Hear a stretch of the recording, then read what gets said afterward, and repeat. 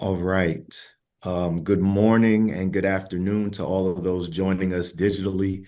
Um, my name is Andrew Morris. I serve as Public Policy Counsel for the NFL Players Association. Again, thank you all for joining us today for this very timely and needed discussion regarding college athletics. As we all know, the landscape of college athletics is evolving and changing rapidly, and discussions like these are needed, um, particularly on this day. We're so pleased to be joined by three senators and three former college athletes and professional athletes who are going to provide their opinion and insights on the topic, and I think even drill down even further on legislation that may be harmful, quite honestly, to college athletes, that being the SCORE Act. So we wanted to have this discussion prior to some of the votes that may be coming its way in the House. Um, but before I kind of get out ahead of my skis, what I want to do is introduce the senator from New Jersey, my former mayor, Senator Cory Booker. Mr. Booker. Hey, it's Corey. It's fine. It's great to be on with you, and I'm really grateful for this conversation. I want to just jump in and just give some quick thoughts and feelings. First of all, to have Senator Cantwell and Senator Blumenthal on this call, they are extraordinary leaders. Senator Cantwell has been the head of for Democrats on the Committee of Jurisdiction. She is a stalwart, not only sports fan, but leader in protecting athletes, and I'm grateful for her. Senator Blumenthal has been my brother for more than a decade as we've worked on these issues, and I'm grateful to have him with us. We're talking about some real problems and a crisis that I've known about since my days playing football out at Stanford. It was one of the greatest gifts to get, a full scholarship to be an All-American high school athlete and have my choice of schools. I hit the lottery. I always say I got into a school like Stanford because of a 4.0 yards per carry, 1,600 receiving yards my senior year in high school. And it paid full freight for me and gave me a lot of opportunity. But it really also opened my eyes to the deep systemic injustices that I saw and really outright exploitation. Coaches were making millions and millions of dollars while some players couldn't afford food. Their parents couldn't afford to travel to watch their children, while a jersey with a kid's name on it was making more money than their parents might have working a full day at work. And so this is to me part of the crisis. But I saw a lot of my teammates after I graduated with their bodies battered from years of play and from putting thousands of people in seats and creating incredible profit, forced to pay out of pocket to treat their injuries on their knees, on their shoulders, and more. And then I saw a lot of them being charged by their universities just to come back and finish a handful of credits to get their degree because they were working full-time jobs while they were there and didn't have a chance to get it. And so this is just a touch of all the things I saw the NCAA doing that were just very exploitative. And we all remember those moments where the NCAA had to be shamed into trying to do the right thing. And even then, still drag their feet. Like when Shabazz Napier said he couldn't afford food after winning the NCAA championship, or when the public saw the stark disparities between men and women's tournament facilities. We have a system that is designed against athletes' best interests, their economic well-being, their educational well-being, their health well-being, especially when you see the motivations. It's not to protect athletes, but it's to win games. And that seems to signal out over what's in the best interest of athletes. And so I've been really happy that we've been able to make a lot of gains in recent years. And they were fought for by college athletes and athletes themselves. They won those gains, they earned them in court. Through persistence and courage, they began to start to share or find opportunities to share in the revenues that are being created, this $15 billion industry. Finally, the people that are literally working in the fields or on courts finally got to start to see some of the money that they were principally generating through their athleticism and their genius and their gifts.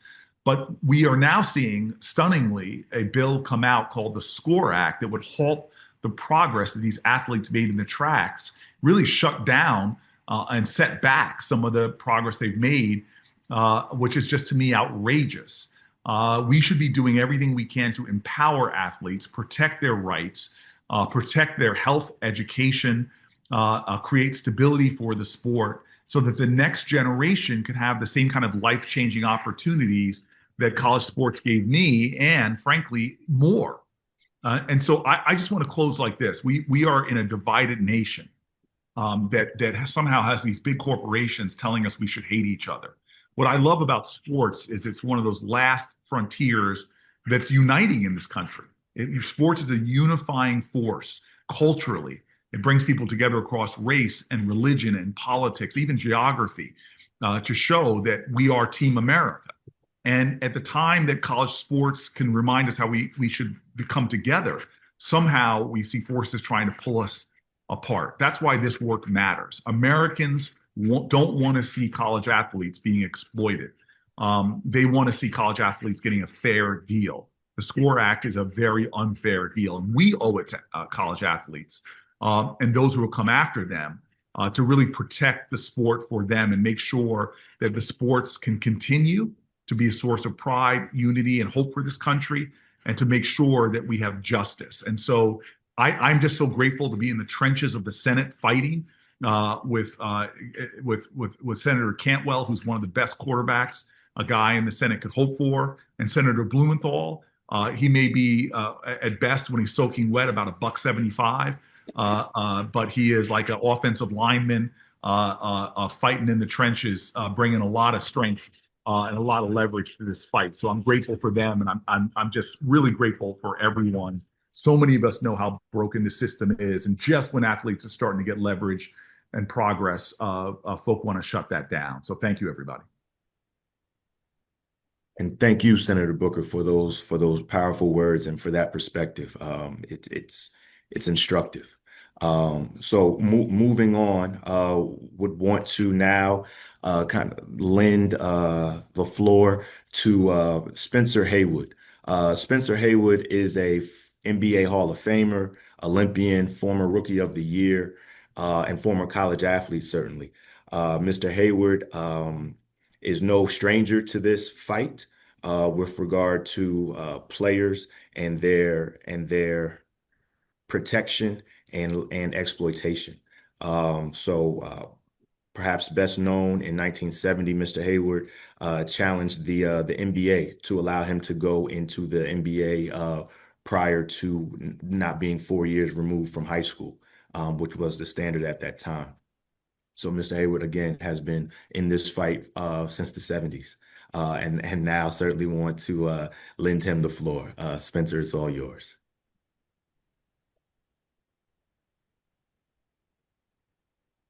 No.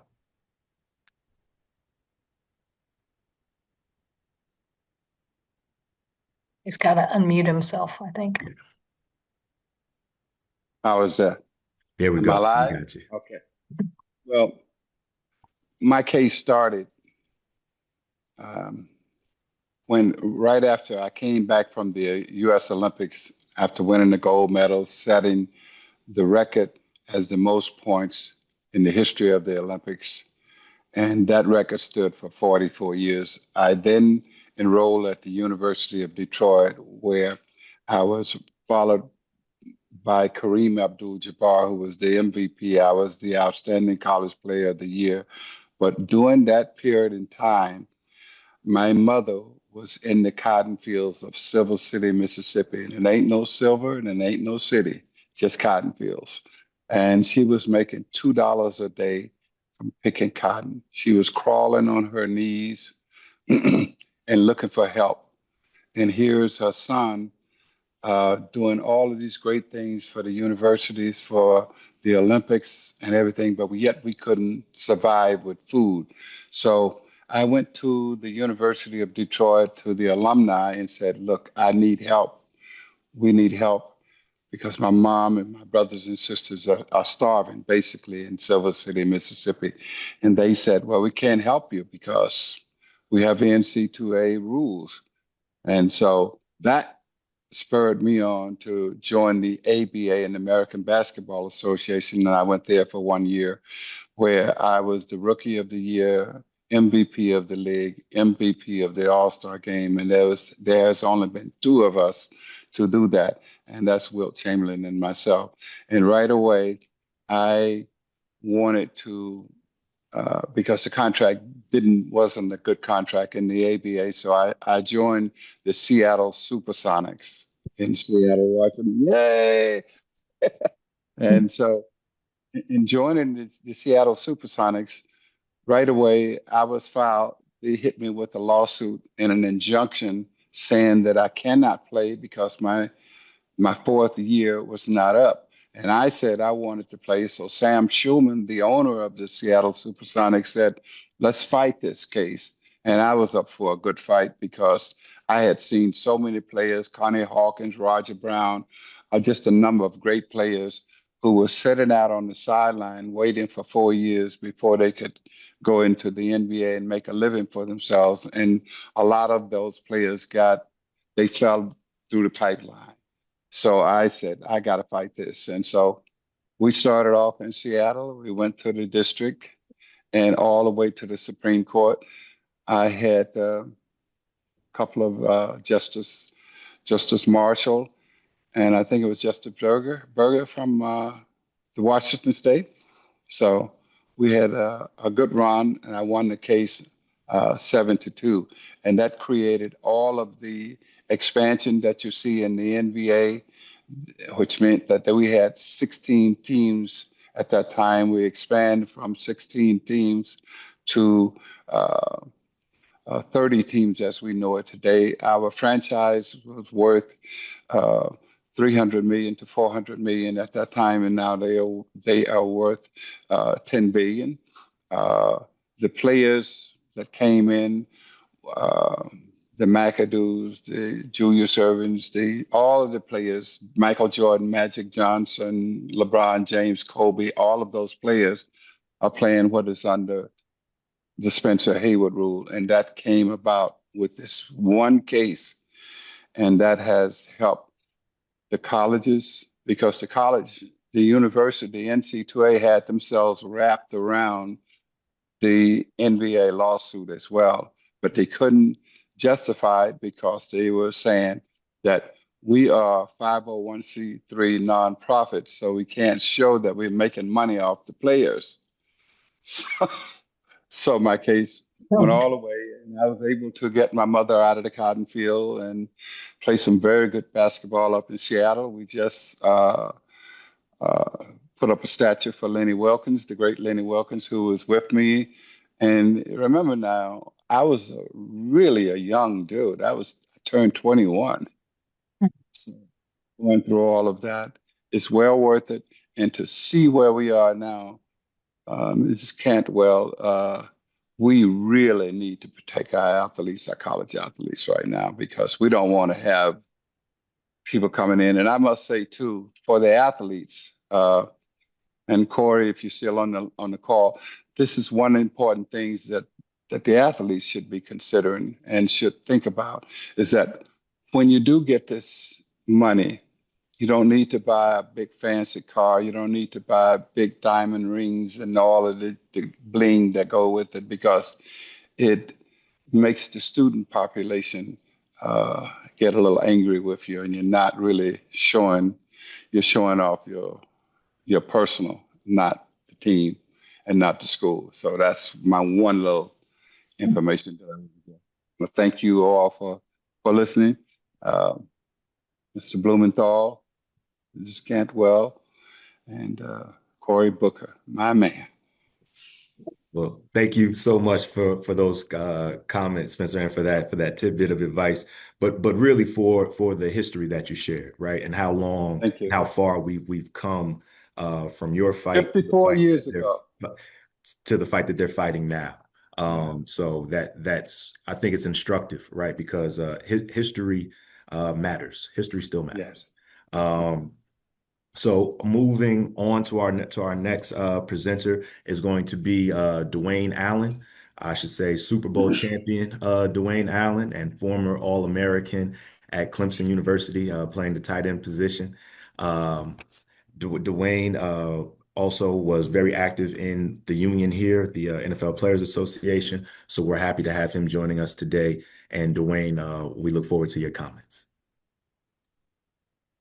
Yes, certainly. Thank you so much. And thank you, Senator Cantwell, Blumenthal, and Cory Booker. Really appreciate you all involvement in this pivotal conversation for college athletics. I was very fortunate to go to Clemson University. And it's not Stanford, but it's our Stanford of the South, as we like to say, Senator Booker. Mhm. And our football coach is a very outspoken guy as it pertains to the changing landscape of athletics.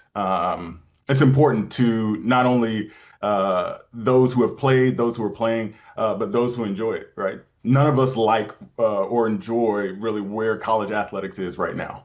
I believe we are in the growing pains, right, of change, and we all want it to slow down or stop. But I don't believe that the SCORE Act is our solution. I had opportunities to talk to some of the lead attorneys in antitrust lawsuits against the NC2A. And early on, very early on, I asked them, hey, what about deferred compensation? What about post-career health care? What about all these things so that we can preserve what is special about college athletics, right? Being able to overcome difficulties. You choose a school and the head coach leaves and or the offense isn't quite right for you, but you stick it out, right? You're able to develop that delayed gratification instead of this instant gratification landscape that we now live in. And he said to me simply, Dwayne, we had to start the conversation somewhere. And I totally agree. And as time have passed, we've been able to see more and more conversations being had about college landscape and more changes come about. But without that divergent conversations, there is no innovation.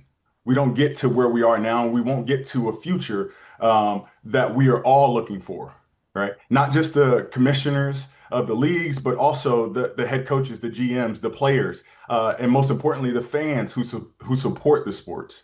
Uh, what we love about college athletics, or certainly what I love about college athletics, is being able to grow with the teams that we love. Hey, I went to school here. This guy went to school here, right? This landscape that we're in, eh, no more, right? Or very rarely do you see a guy enter into a school and finish in a school, right? And that's not to say that I'm against student athletes going to an open market and bidding or being able to bid for to the highest bidder for their services. It's not. What I am saying is I love college athletics and I too want to preserve it, right? And I think the SCORE Act, as far as mental health services, post participation healthcare, it touts a lot of things in the right direction, but at what cost?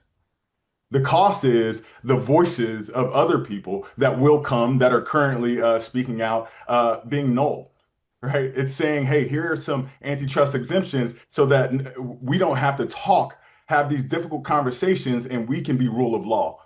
I don't believe the gains that the Score Out Tact is worth the cost that it will take against college athletes, current and future. And thus, I am in opposition, strong opposition of the Student Compensation and Opportunity Through Rights and Endorsements Act. Thank you guys so much for the opportunity to speak on it. Yeah. No, thanks, Dwayne, and those for speaking. So, I'll say matter of factly and strongly, right, with regard to your concern and connection with college athletics and what you want to see happen there, but then also in regard to this legislation and what it does not achieve for those college athletes there. So, thank you for those comments. Um, Next, we have Megan Burke, who currently serves as the executive director of the National Women's Soccer League Players Association. Megan herself is a former professional soccer player and college player at St. Louis University. In her role as the executive director at the NWSLPA, negotiated groundbreaking collective bargaining agreements on behalf of her members, and has critical insight into the topic today. So Megan, thank you so much for joining us, and we look forward to your comments. Thank you, Andrew. Thank you for the introduction. And thank you to Senators Cantwell, Blumenthal, and Booker, as well as their staff, for having me here today for this important conversation.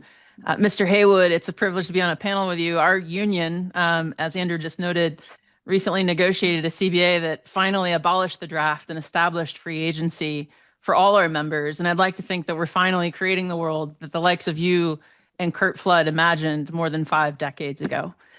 So in the spirit of talking about things that took 50 years or more to finally realize, my remarks will primarily be focused on the impact the SCORE Act will have on women's sports in particular. The House versus NCAA settlement and the SCORE Act are not separate developments. They are sequential steps in the same playbook. The settlement reshapes how money flows through college sports, redistributing billions with a B of dollars primarily to men's programs. The SCORE Act follows close behind to lock that new financial order into law, dismantling Title IX compliance, stripping athletes of organizing rights, and protecting a system that leaves women behind. The SCORE Act is being presented as a modernization of college athletics. In reality, it creates a dangerous new framework, what you might call the Title IX backslide, into one that rewrites equality backwards. Under the House settlement, Division I athletes from 2016 to 24 will receive $2.6 billion in damages, but the inequity doesn't end there. 96% of that money goes to men, while women receive just 4%. On top of that, the settlement provides for $20.5 million per year in injunctive relief payments from 2025 through 2035, money that schools must now find in their operating budgets.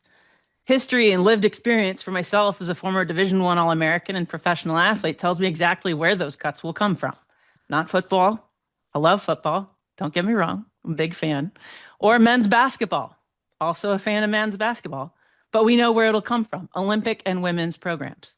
To offset those payments, universities will restructure their athletic departments by cutting women's teams and replacing them with high roster, low cost activities. Future payments continue the same inequity, 75% for football, 15% for men's basketball, 5% for women's basketball, and then 5% for everyone else combined. This formula doesn't just reflect inequality, it cements it. The SCORE Act codifies this imbalanced House formula. Section 5.5 gives Division I schools until July 1st, 2027 to get in compliance with Title IX. I and we stand on more than 50 years of law in saying that Title IX requires compliance right now. This grace period is nothing more than a license to restructure athletic departments to accommodate annual House payments. Schools will meet the proposed Act 16-team requirement on paper by cutting Olympic and women's sports. Instead, we'll see high roster count substitutes. The result are fewer genuine pathways for women athletes like myself dressed up as compliance. If that weren't enough, then we have Section 7, which claims that nothing in this act limits Title IX. That promise is hollow because the House settlement already includes a Title IX release, meaning women have unknowingly waived their ability to bring future equity claims against the NCAA, conferences, and universities. Institutions can now claim compliance while continuing to profit from inequity. And just a brief note on for-profit. These are educational institutions that enjoy tax-exempt nonprofit status. If universities want to act like for-profit actors, they have that option. They can return their federal funds, pay taxes like every other private business, and function like a for-profit business. Except they're not. They're educational institutions. This is not reform, it's regression. Title IX promised equal opportunity under the law. The law requires equitable financial resources for coaching, facilities, travel, training and match conditions, and visibility, not just a box checked for participation numbers. If enacted, the SCORE Act will enshrine inequity in a federal statute. Instead of a Title IX backslide, we need the full enforcement of the original Title IX as it was intended.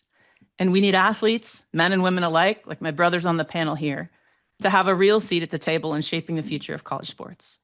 Thank you.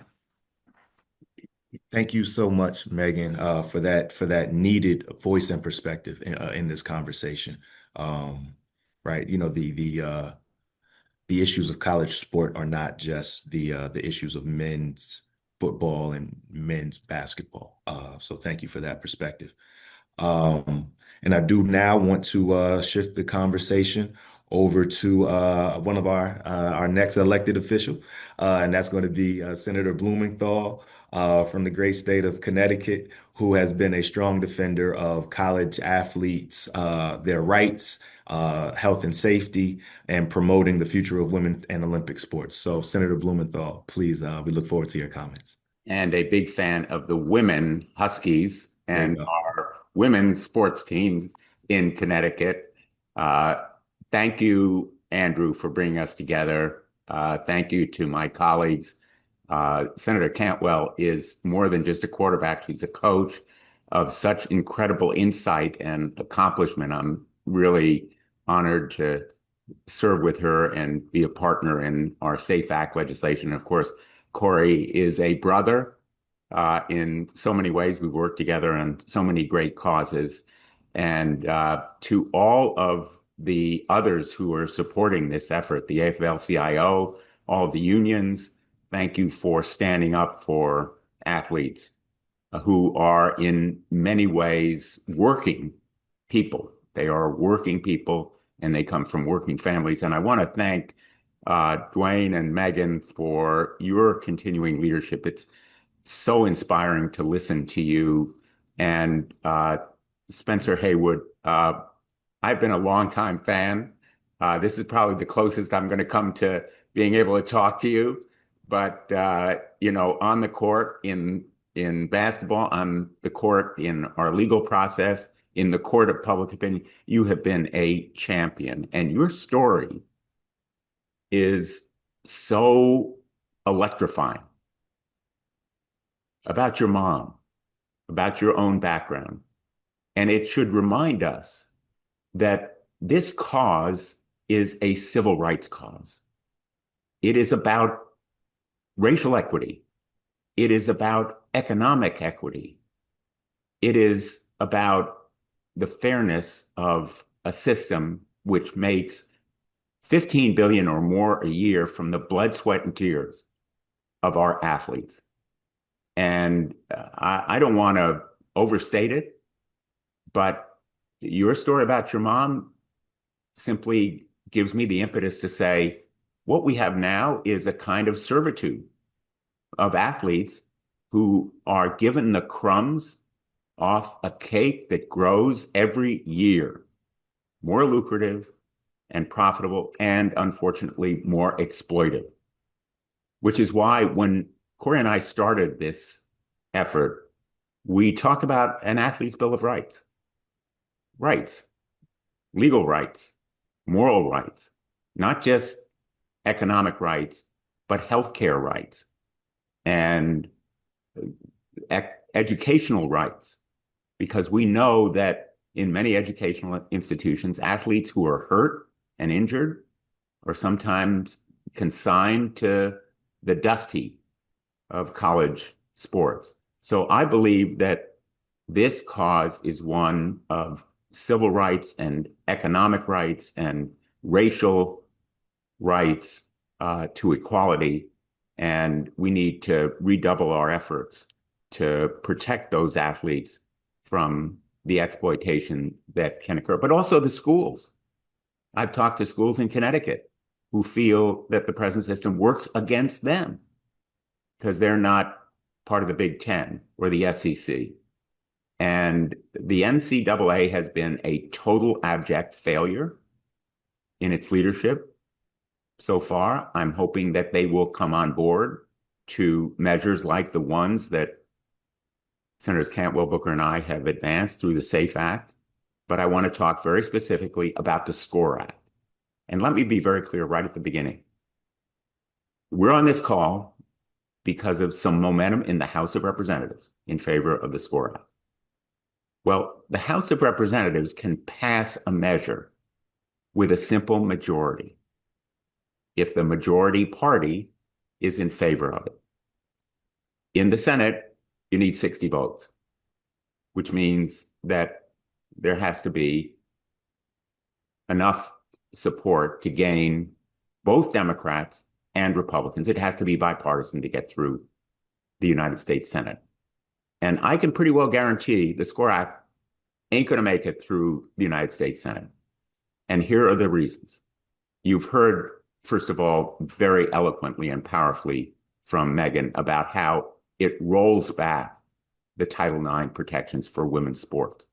Well, it also provides, in effect, a get out of jail pass for antitrust violations. It rolls back as well the preemption provisions that should apply and would apply under our SAFE Act.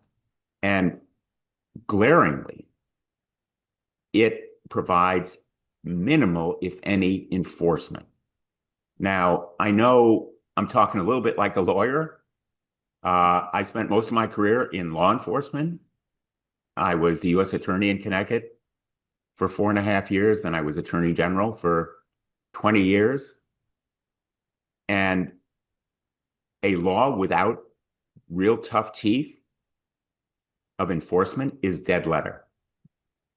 And our bill, the SAFE Act, very prominently provides for FTC and state attorney general enforcement, which means that the athletes themselves don't have to go to court.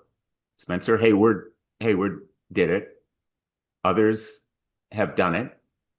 But the burden should be on the United States of America to enforce these rights, for agency of our state and federal governments to make sure those rights are protected. That is fundamental, and the SCORE Act fails on that measure. In effect, it goes backward. Megan has used the word regression. That's a highfalutin word for going backward to the days of that Spencer Hayward fought so valiantly and so well. And that's because big business wants to go backward. They want to profit more. They want to control more. And college sports has become a big business. I was a swimmer at at Harvard. I went to Yale Law School. I was a swimmer at Harvard as an undergraduate before swimming was cool. So I never had any idea that I was going to be paid by anyone, and probably wouldn't even today. But college athletes, come to schools at ages where they have no real knowledge and experience where they can be their own agents. And very often the so-called protectors or agents that speak for them are part of this exploitation. So there is a real human story here. And when I hear Dwayne talk about his background, or Spencer or Megan, it reminds me that college athletes is part of the American dream. It gives people a path to achieve the American dream. It gives them a means to success, economic success, professional success off the field after they are on the field. And we need to make sure that the injuries they sustain and the education that they have ahead of them are used for their benefit, that those injuries are compensated through insurance or healthcare when they need it, that their scholarships are preserved if they have to take time off for those injuries or for any other reason, and that the opportunities that come with the American dream are truly available to them. So I am very hopeful that we can make sure that athletes receive more than just the crumbs from the pie, that they're given their fair share of it, and that we use the law to advance that American dream, to protect athletes, and to make sure that the dreams of Spencer Haywood's mom are really achieved in real time. Thank you so much, Senator Blumenthal, for reminding all of us, right, about the equities at stake here, and the real the human element tied to rights and protection, tied to this conversation. It's not just about the game. It is about the game and how it impacts the people participating. So thank you so much for that. And now rounding out our speakers is going to be Senator Cantwell from Washington State, who is the I'll say primary author and chief author of the SAFE Act, but who has been a champion and advocating for college sports tied to women's sports, Olympic sports, um, and at smaller and mid-sized school as well. So, as ranking member of the Senate Commerce Committee, Commerce, Science, and Transportation Committee, excuse me. This is well within her purview to discuss, and we thank her for her leadership. So, Senator Cantwell, if you could, please bring us on home. Well, thank you, Andrew, and thank you. This panel has just been amazing. I couldn't ask for a more articulate delineation of the challenge that we face in front of us. And I want to thank each of you. Andrew, thank you for giving us a good backdrop of what it takes sometimes to fight for things, a historical perspective of why we have to do that. And Dwayne, talking about your own personal experience at Clemson and why it's so important to have those rights and opportunities and choices. Megan, wow, what a tour de force. Thank you for everything you've done for women's soccer, because we were able to pass legislation based on what the soccer league did that said, look, if you're a U.S. team or national team, you got to pay the men the same as the women. And you can't just be shortchanging them when they go abroad and giving them like crummy training services and everything else. But that's thanks to you guys for that leadership. And then we were able to pass a bill. And Spencer, look, I just want a day when you and I are in Seattle and we're welcoming back an NBA basketball team and we're celebrating you, and not just your basketball contribution, but your contribution to this issue.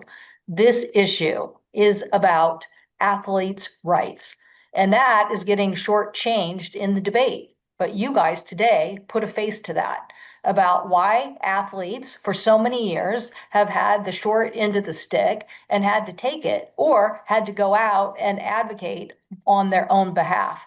And I just want to thank you again for being here, because there are so many athletes who are current athletes that we've heard from who would like to be on a call or a press availability about like this, but they're actually still going to school and doing their athletics, and they don't have the time and the resources to do it. And so I just thank you for speaking on their behalf. It is just truly tremendous. And I want to thank my two colleagues, Senator Blumenthal, who you just heard very articulately talk about the legal challenges facing the SCORE Act in the House of Representatives, and Senator Booker, who has been a champion of both healthcare and scholarship rights for long periods of time that really were shortchanged from the time he was an athlete. And now we've gotten some movement on that, but we, the three of us together, these three senators are working to codify those rights into law, into a national federal standard that all schools should have to meet. So we're very excited about that partnership. And I thank Dick for being on the call and Corey for being on the call earlier. And so I really just want to jump to questions because we're running late, but I just want to say a couple of things. The SCORE Act is really, as you guys have already articulated, not what we think is for the athlete. Let's just put it that way. It's not the solution for the athlete. You can say there's a lot of people scoring, two big divisions and their commissioners, they're scoring. The NCAA, they're scoring. Okay. And now apparently private equity is scoring. Okay. But who's not scoring is the athletes, who, why do we have to listen to what Spencer has to say and be 50 years later and still be dogging the athletes with this kind of language that was agreed to in a settlement agreement? But now somebody in the House of Representatives is writing language to reverse the actual agreement they agreed to. I'm now referring to the fact that after 10 years, the rights that were agreed to in the Grant House versus NCAA settlement evaporate. So what is going on here that they still to this day are fighting to hold down the student athlete? Why are they doing this? Why are they not coming to the table with billions of dollars, as my colleagues have said, on the table, that the only thing that they can do is to think of other ways in which they can reduce those rights, including asking for an antitrust exemption, which an antitrust exemption would give them more power, just as Spencer fought. Why did Spencer have to fight? He had to fight because they made up a rule that limited his eligibility on how to participate in the system. And he had to say, I have a right to participate. I have a right to become a player. And now we have to fight these same issues constantly. And so, no, we don't believe in giving them a broad antitrust exemption. We don't. And we don't believe that the settlement, continuing to move forward without defining these individual rights is a mistake. So I just thank everybody for being on the call today. As Richard pointed out, we have introduced the SAFE Act. Our goal here, to speak to all of you, is that we want to increase the number of student athletes. We want to increase the number of scholarships for women. We want to increase the number of scholarships for Olympic athletes. We want a healthy ecosystem. And that means putting athletes at the table and listening to what they have to say and giving them the rights that can be implemented and carried out without each one of them individually having to take up a legal action themselves. So thank you all very much and look forward to everybody's questions. Thank you so much, Senator Cantwell, for those remarks and again for your leadership on this issue. We still have some time remaining for brief Q&A. So if you have a question, if you could please submit that into the chat and we'll field those. But also, just again, now I want to thank all of the panelists and everyone for joining us today. Senator Cantwell, Senator Blumenthal, Dwayne, Megan, Spencer, thank you so much for your perspective and for your willingness to speak today. All right, trying to see. And Andrew, I can't believe nobody's going to ask Spencer a question. They're like not going to pass this up. Got you. Hey, Andrew, yes. I'm happy to jump in. I will go ahead and unmute folks on the media side that have used the raised hand function over on the chat. I'll go ahead and unmute you and then feel free to ask your question to our panelists. Okay. We're going to go ahead and start with Ross Dellinger from Yahoo Sports. Hello. Hey, Senator. Thank you for holding this. This is for just any of the lawmakers, but specifically Senator Cantwell. Has there been any conversation with Senator Cruz over maybe any kind of bipartisan agreement on this issue? And do you expect any conversation going forward? Well, interestingly enough, we had a markup this morning on several pieces of legislation and wanted to ask him about his plans. I don't want to announce things for him, but he did say that, he was interested in having some, hearings and information about this. And so I think that is, a development. I don't know when he's thinking about or what if he's thinking way into the future, but he did seem to be interested in having some more conversations about this. So I took that as a positive sign. Thank you. Let me just add Yep. quickly. Yes, very emphatically, there have been conversations with Senator Cruz involving Senator Booker and myself, others on the Democratic side, including some on the Republican side.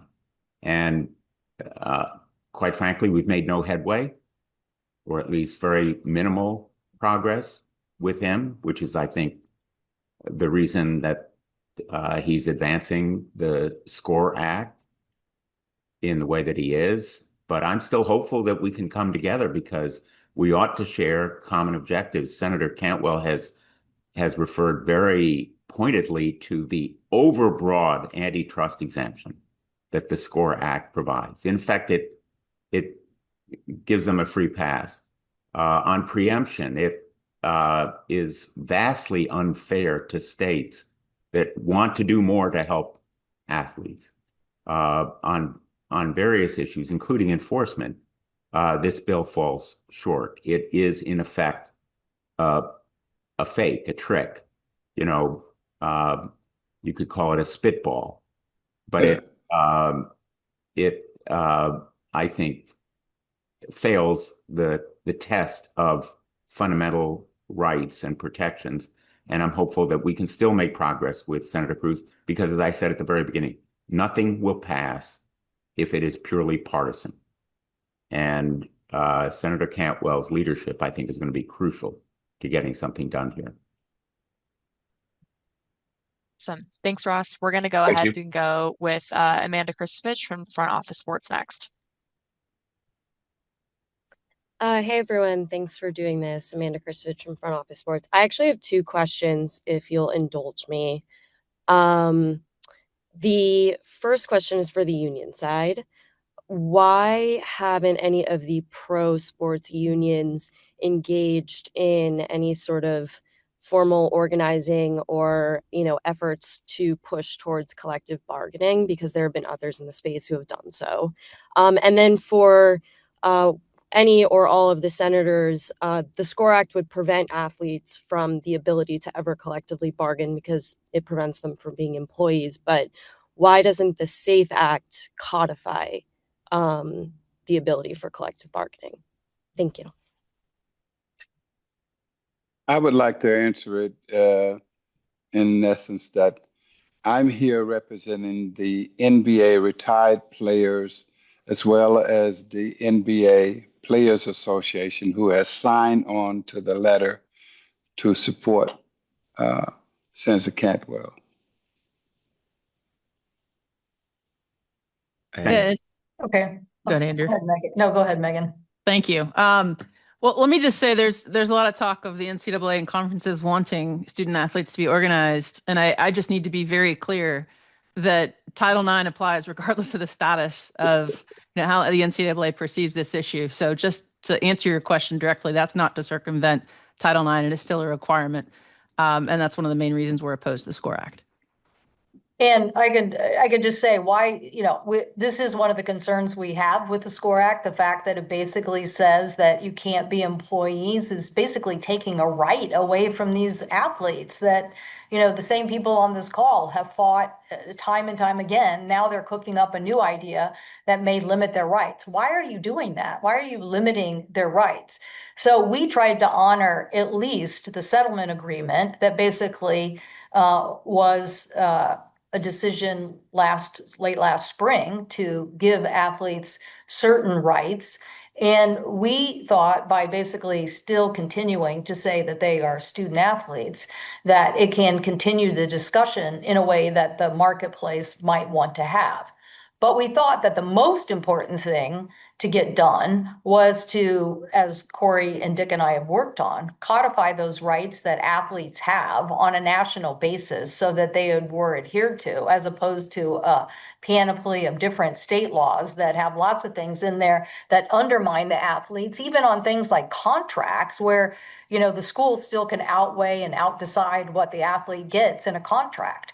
So we thought getting that in place, and we also thought getting more revenue into the system, the ecosystem in a broad way by looking at the Sports Broadcasting Act would be a way to, as Dwayne was talking about, the changing landscape. How do you deal with the changing landscape?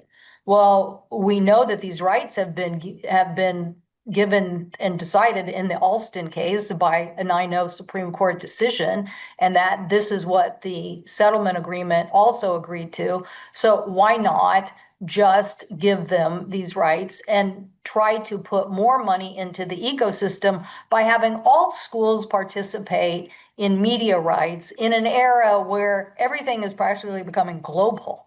I know Hayward Spencer might have left for a minute, but like the basketball is becoming global. Some of these sports are becoming global audiences. Why are we holding individual schools, individual athletes back from the ability to narrowcast and get content out into the internet in a way that might be beneficial to them? So we thought that the best thing to do was to codify those rights, to get more revenue into the system that could help everybody and help all schools and preserve this discussion for the future, so that if it is the natural way things play out, that you haven't taken that off the table for these important voices.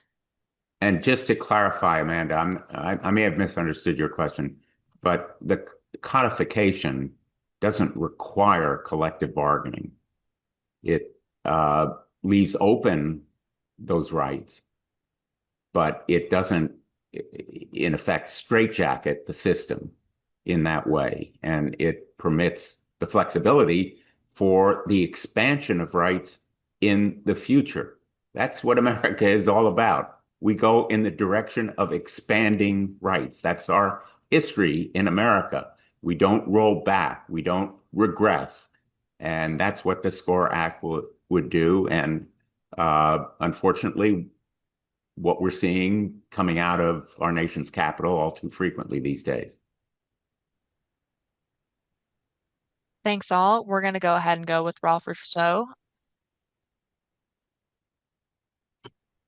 Thank you all for doing this. So, Senator Cantwell, I spoke with you directly about SAFE a couple of weeks ago, and I certainly wouldn't mind having your opinion on this, but I also want to direct this to Senators Blumenthal and Booker. The idea of addressing the Sports Broadcasting Act is within SAFE. It for a lot of lawmakers who have dealt with SCORE, that seems to be not necessarily an issue that needs to be taken off the table completely, but something that could slow down progress in general. Is that what is your opinion of the idea of maybe dealing with that at another time, as opposed to having it baked into whatever bill comes out of, whether it's SCORE, SAFE, or something that Senator Cruz has been working on? If you're directing the question to me and Senator Booker, I'm sure I can speak for Senator Booker. Totally fine. No, I'm just kidding. Nobody speaks for Senator Booker. Here's the way I view it. As everybody knows, we have a limited antitrust exemption for the professional leagues when they negotiate broadcast rights and certain other kinds of contracts. It makes sense to provide for that very limited exemption. And I will tell you, I'm speaking as a former enforcer of antitrust laws, because the policy is that competition should serve the consumer. The reason for our antitrust laws is not to benefit the business, it's to benefit consumers. And so in that context, it makes sense for fans to be able to watch TV and for the leagues to be able to benefit by selling the rights to broadcast it. And the same principle is true for college athletics, and the revenue that will be gained as a result of the contracts for broadcast will go to benefit athletes and schools. So I think it should be addressed in the context of the bill. Yeah. I listen, I might be going out on a limb here, but in my view, you could take the rights that Senator Booker and Blumenthal and I have worked on as a federal preemption for health and safety and scholarship, and you could probably pass them tomorrow. And you could say, this is the national law. My guess is the people who are pushing the SCORE Act won't let us do that, because that's not really what their objective is. Their objective isn't to codify rights for student athletes. Their objective is to run away with the money. And I would be in favor of passing the agent provisions of our bill that basically say, we're going to get really tough on these agents, and we're not going to let them go around the country chiseling money out of the hands of students with contracts that they just made up in the back of their car. And I would pass that tomorrow too, and feel really good about passing that tomorrow. And yet my guess is the same people who support the SCORE Act are not going to let us do that. The people who support the SCORE Act are the people who want to run away with the money. They basically want the two largest divisions to have the ability to have their TV revenue, even though they could make more, out of the changes to the Broadcasting Act, and that would make more money for the ecosystem. But the complexity of sitting down and getting people to talk about this that's what we need. We need the leadership of people who really care about fixing the ecosystem. And again, going back to what Dwayne said, this is like a changing landscape. How do you deal with the changing landscape? And I want to point out that I got a letter from the Urban League, Mark Moriel, last week, that he and the National Basketball Retired Players Association, opposing the SCORE Act on these various same points. So I think the issue is, while you could chisel away at this, I didn't even object to the fact that President Trump had said, let's create a task force and let's have a conversation. But the same people who didn't want to have a conversation got that shut down at the White House, and instead just thought they could jam America, that they could score financially with leaving everybody else behind. And I think, as Senator Blumenthal has said several times now, that's not going to happen in the Senate. Yeah. Thanks all. We're going to go ahead and go with Dan Murphy at ESPN. Thanks for your time today. I have two different questions. If I can get to the second, that's great. If not, I'll just stick with the first one here, depending on how much time we have. But I'm curious whether either of you senators see a stable and fair future for college sports without collective bargaining with athletes, or whether that's an essential piece of creating a future that actually works for the industry. Well, I think since this is an ecosystem that has, if you, Dick and I and Corey are really skilled at one thing, making legislation. We do know what it takes to make legislation, and we do know what that looks like, particularly on very complicated issues. I would have to say that this issue, where you've had this, let's just call it vagueness, with the NCAA, and even Megan can jump in here on things like Olympic sports, where it's just like the entities that are in charge don't even have clear rules and regulations, and they're constantly changing and evolving, and they don't have clear authority. And then this craziness that presidents of universities might sign agreements that don't even tell their board what's in it, because they, it's just, there is a lot of opaqueness to this system, and that has made it very, very challenging. And so I think when we look at this, we say, okay, well, what can you get done today that will create more stability in the landscape, that will give us more options, grow the pool, and figure out what, so it's not something that we never thought about. It's just that, it too is a major departure. So I guarantee you, even if that was on the table today, the same people who support the SCORE Act would be coming telling us, oh, there's no way you can do that. It's too complicated. It's too crazy. So we just decided to follow the agreement. Why? Because the agreement set a legal milestone that both sides came to the table and agreed on. And that legal agreement was that they were student athletes, and you could move forward with this kind of rights in the law and this kind of system. But they also failed to address some other really, really burgeoning problems, like the agent issue and, like the Olympic issue. And we felt compelled to put this on the table. Not that it isn't, you just, the last questioner said, well, that's maybe too big to swallow. But we know it's the right issue to put into the public discussion right now. We know that if you just blink and do the SCORE Act, you're just going to, as Megan said, make the problem worse. You're not going to make it better. And at least Congress has the ability to pause and say, well, what could make it better? And we're now hearing from university presidents and people saying, oh my gosh, thank you so much for now saying this, because now it really does give us a chance. We can make the system seismically fairer without requiring collective bargaining. And we have a historic opportunity to make it fairer to athletes, schools, everyone involved. And I don't want to see us squander it by trying to take on all the potential issues that could prevent us from moving forward and making progress and avoiding going backward. Wonderful. We just have two more questions if we can make it out in the last 5 minutes, but we're going to go with Juan Perez from Politico next. Morning, folks. Thanks to everyone for hosting the call today and for the lawmakers for taking some time to answer questions here. Uh, Two questions for the two of you here. First of all, I'd like to hear your thoughts on any legislation advancing before the midterms. And secondly, I'd like to follow up on some of the prior points that you've made here. You've both talked about the need to find consensus. But longer term, I'd like to hear from both of you about how Democrats should address the employment issue.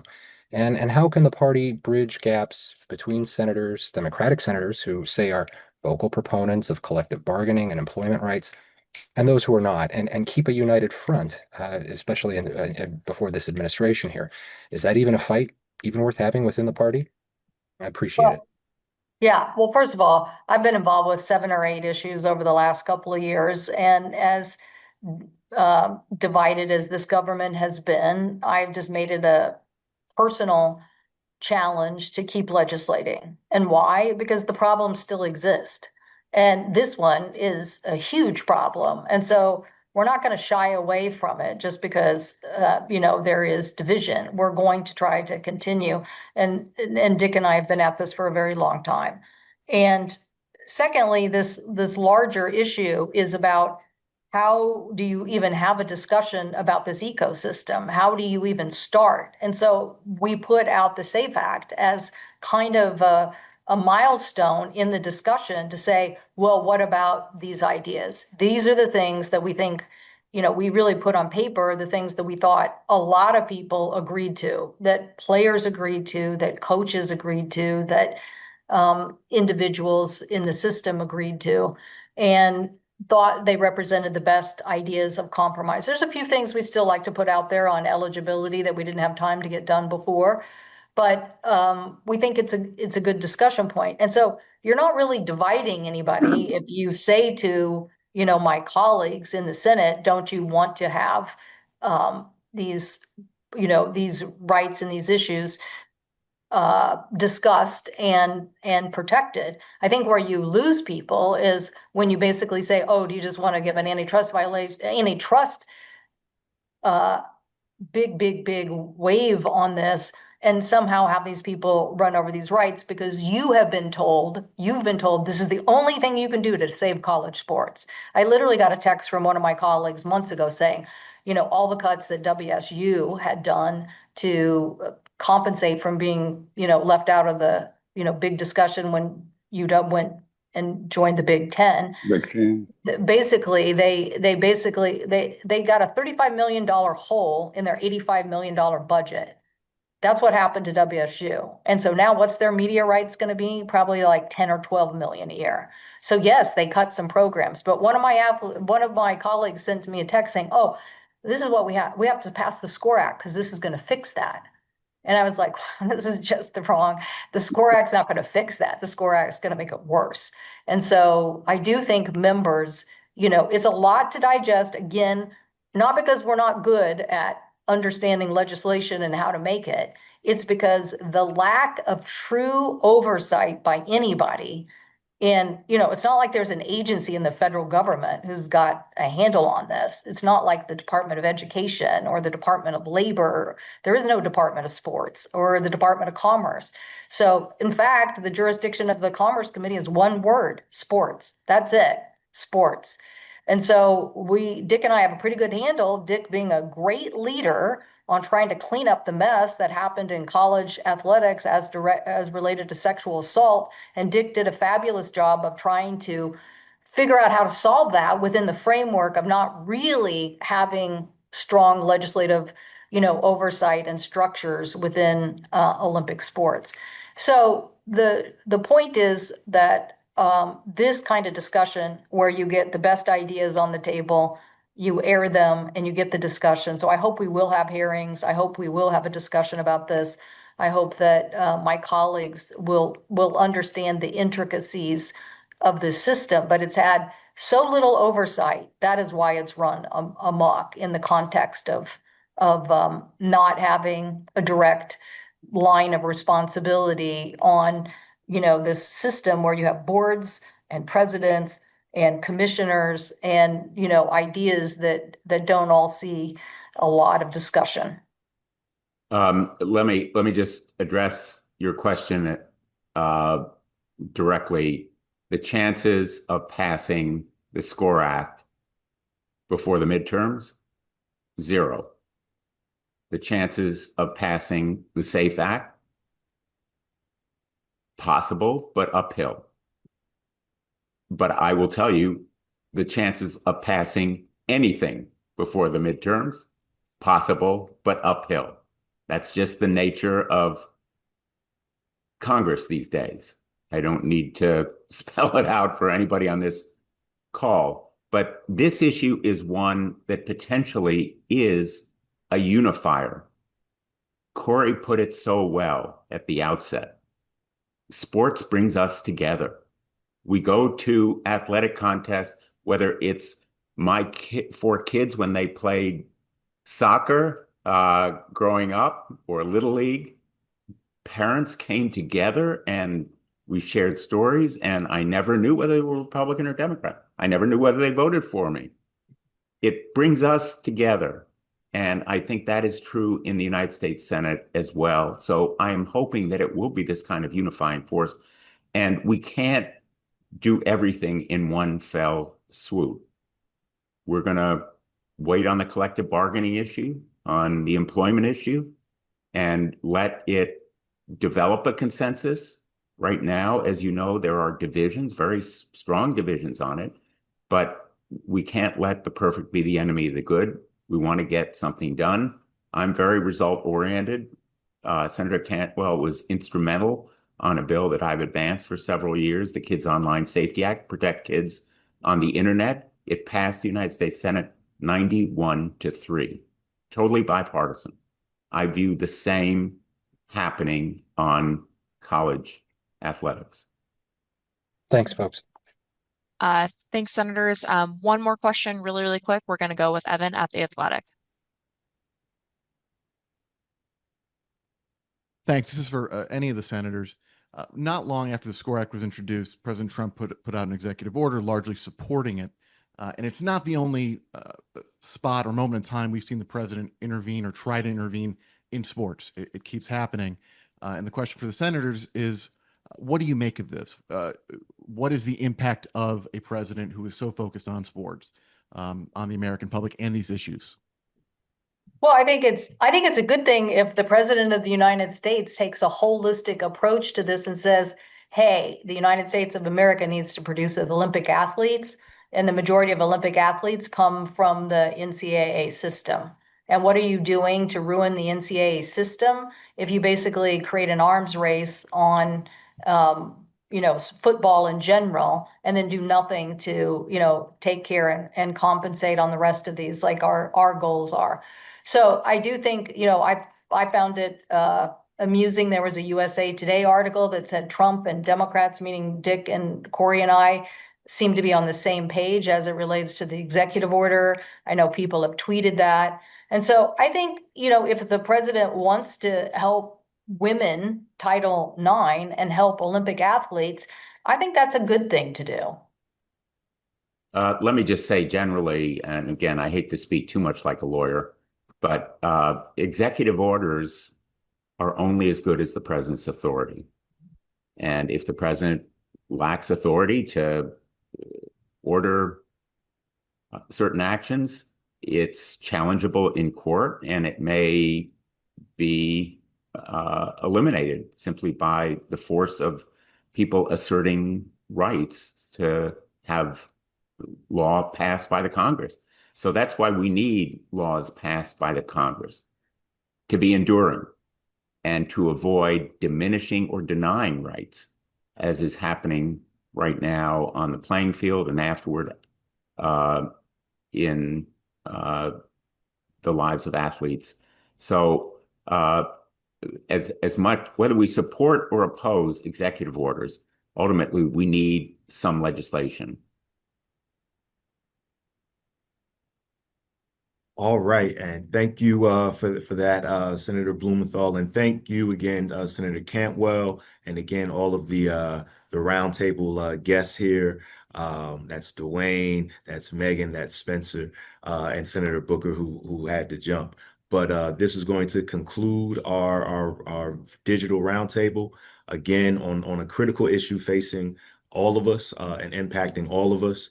So hopefully it was insightful, and we look forward to continuing to working with the members here and others on the issue so that the athletes are adequately represented and protected. All right. Thank everyone and Thank have a you. great day. Thank Thank you, you. everybody. Thank you. Right. See you in Thank you. Seattle, Spencer. See you soon. Sonics.